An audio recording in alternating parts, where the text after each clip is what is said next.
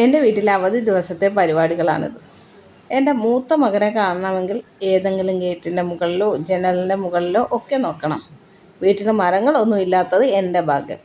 ഇല്ലെങ്കിൽ ആ മരത്തിൻ്റെ മുകളിൽ വേണമായിരുന്നു അവനെ തപ്പി നടക്കാൻ.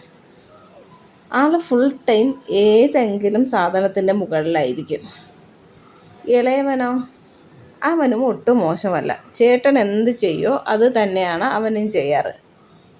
നേരത്തെ കണ്ടില്ലേ, ആ ഗേറ്റിൻ്റെ അടിയിൽ കൂടി പുറത്തിറങ്ങാൻ സാധിക്കുമോ എന്നുള്ള റിസർച്ചിലായിരുന്നു അവൻ.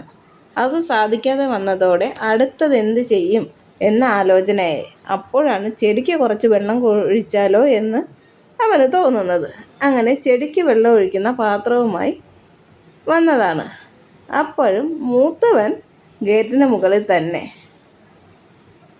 ഗേറ്റിന് മുകളിൽ നിന്നിറങ്ങി താഴെ നിൽക്കുന്ന പരിപാടിയേ അവനില്ല. അത് അടുത്തത് ഗേറ്റ് തുറന്ന് ആ ഗേറ്റിൻ്റെ മുകളിലാണ് ഇരിപ്പ്. എപ്പോഴും ഗേറ്റിന് മുകളിൽ തന്നെ. ഗേറ്റ് തുറന്ന അവസരം മുതലാക്കി ഇളയവനും ഗേറ്റിന് മുകളിൽ കയറാൻ ശ്രമിക്കുന്നുണ്ട്.